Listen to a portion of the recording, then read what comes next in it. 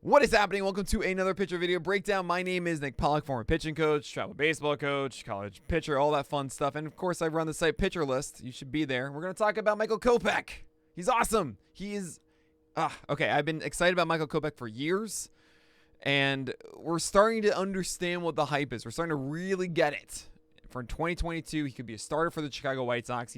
He went 2 innings yesterday against Cleveland in the doubleheader, and we're going to watch it. We're gonna understand this Michael Kopech hype. You can look at this through the offseason and really grasp, like, oh, this is why guys are excited about him. So let's get straight into it. This is the start of the game. 95 up and in. This is where you want your heaters, especially your first pitch ones, because if they do swing on it, it's going to be a foul ball, or it's likely going to be an out, or you get a called strike. That's essentially the free real estate of fastballs. So here we go. Oh, and there's a slider, and you can see how much break there is on this. This is huge. I mean, this is coming up. This is coming out as if kind of it's up here like the heater. And then as it breaks, it goes, so far down. And you can see it. 95 versus 84 here. If he throws this for a strike, there's no way that he's doing anything with it. But that's it right there. That's all you really need to understand. Hey, what is this Michael Kopech hype? 95 plus with a really good slider. That's it. And he's always around the zone. Look at that, 97. He's late on it. Ooh, he's late on it. That's a hard pitch to push the other way. You really he's super late on this. It's difficult. Difficult is the word I'd use. Now at 1-2, you can go back higher up, or you can get a breaking ball down and away. Breaking ball down and away. I believe that one was the curveball. A little bit slower, 81. He hasn't found it quite yet. That's two times. Honestly, I would love to see it at 2-2. Just like, hey, come on, let's get this in order for the rest of these batters in the next 2 innings. Let's see what they go with. Yes! Yes! Michael Kopech. We talked about this before with Max Scherzer. Like, if you don't execute the thing, I'm going to keep doing it because I know it will work, and I'll execute a good one. I mean, look, this isn't even, the ideal spot. Here, it's good. You know, it's not up here or anything hanging. You want it here. Because you know he's going to swing at 2-2. But fine, this works. And he threw him for a strike. Straw has to swing. And he's honestly looking for a fastball. You just threw a curveball in the dirt. You know, he thought he earned a fastball. He did not. And really quickly, I want to talk about the mechanics. So we're going to watch this first pitch. That's a bad one. I don't want to watch the mechanics of that one. It's 97, though. You can get it. 97 up. Okay, let's look at this one. All right, this is a little bit better. I mean, it's still pretty similar, but I want to talk about this. I love Michael Kopech's mechanics. Why? Because they are simple. Let's just only focus on what he's doing this entire way through. And if you notice, the first thing you want to know, look at his glove position. Doesn't change. Very simple. It's not much. All it is, keeps it low. He brings up the leg. It's all straight. The head position, looking straight through the entire way. Barely moves. Barely moves. The first step, it's just very minimal. He's a little bit open. Makes himself a little bit more closed. Pulls it up. This is straight now. Everything is going straight. Leg goes up. There's not much twisting, turning. It's a little bit closed with the hips right now. You can see they're pushed back this way as opposed to directly to the right. But that's fine. Straight down. And keep in mind, this whole core is still straight. There's no massive turning. There's no major quickness to it. It's very smooth. Going straight forward. The glove is great here. It's not too wide. It's not too high. Very simple. The arm goes straight back, not a giant arm circle, which means more repetition. Pushing straight forward. Head is still straight looking at it. Love this. Turns, fires, right? And the only thing he needs to change here as far as okay, is this where you want or not? It's slightly coming out a little early with the shoulder. You kind of want it here is what he's going for, but this is cool. He fires 97. So here it is all in motion. One more time. Beautiful. Right? And why do I like those? Because essentially it's more straightforward. It's more of, what you want ideal mechanics to be is you want all of your energy, every ounce of power you have from your legs, the turn of the back foot, the hips opening up, the shoulders, everything you want is to go from the mound straight to the glove in one direction. The more that you have things going left or going to the right, you're losing power. That's pulling you in a different direction away from the mitt.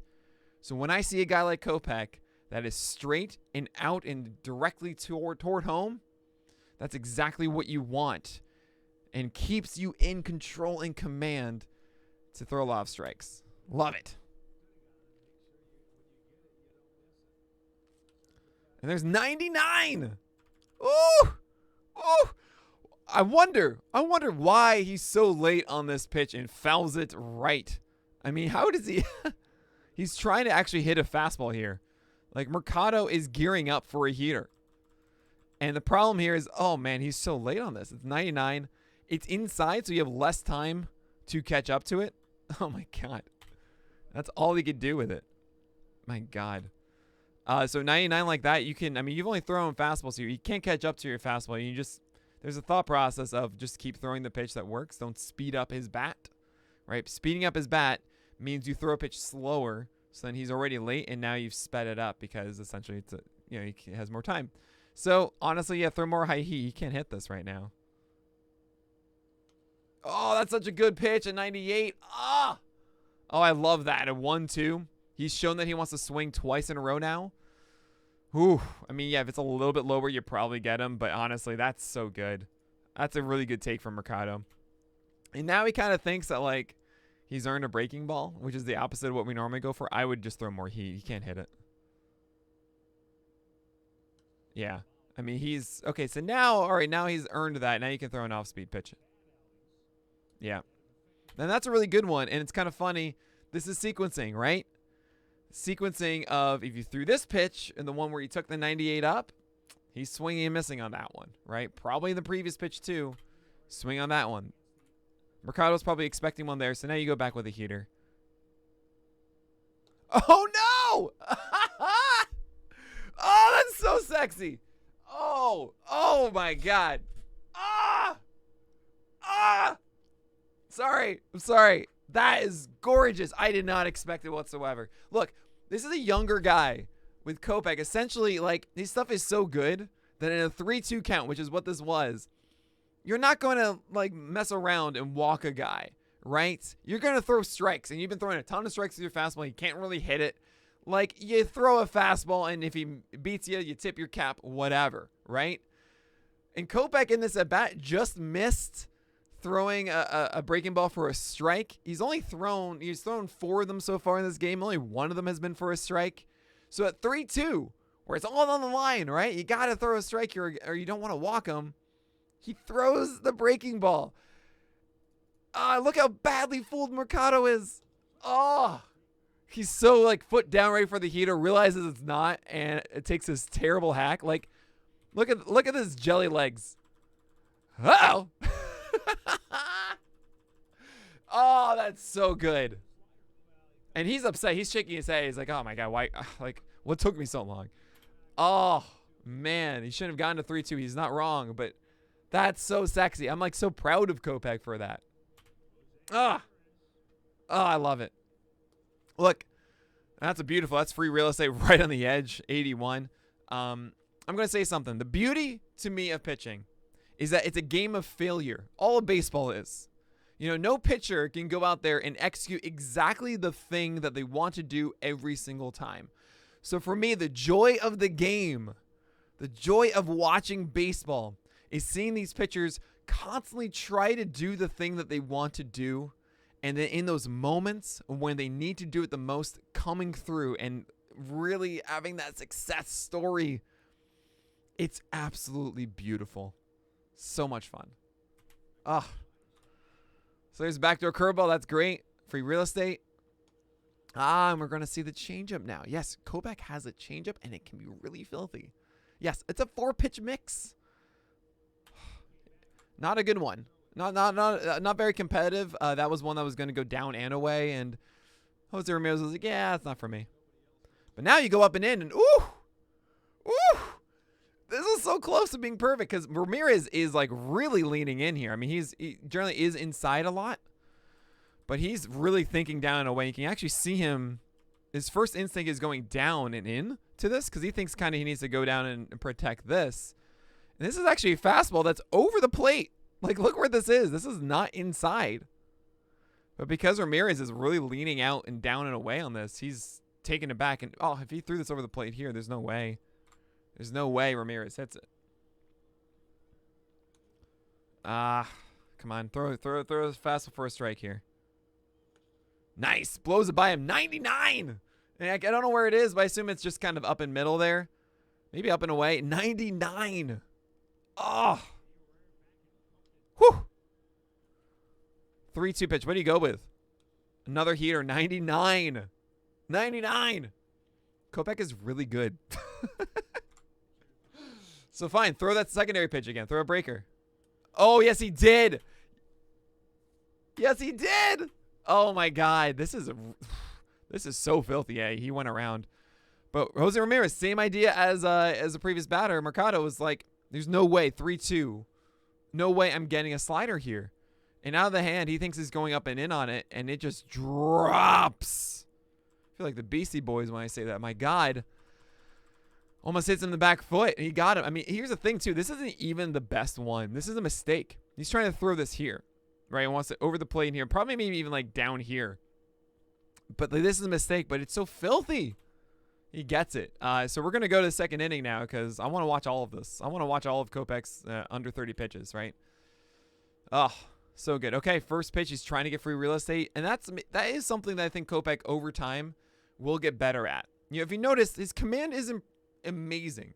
There are generally 3 tiers of command I normally talk about. One is like the elites. Like those are your, like, I want to say your Zach Wheeler, your Walker Buehler, Max Scherzer, Woodruff, etc. Right? Those guys can put the ball pretty much where they want to about 80% of the time or so. Then you have your tier 3 where it's like a struggle every single time. You can see the pitcher trying to throw strikes and you just don't know where it's going to go, right? It's the pitcher battling himself instead of the batter.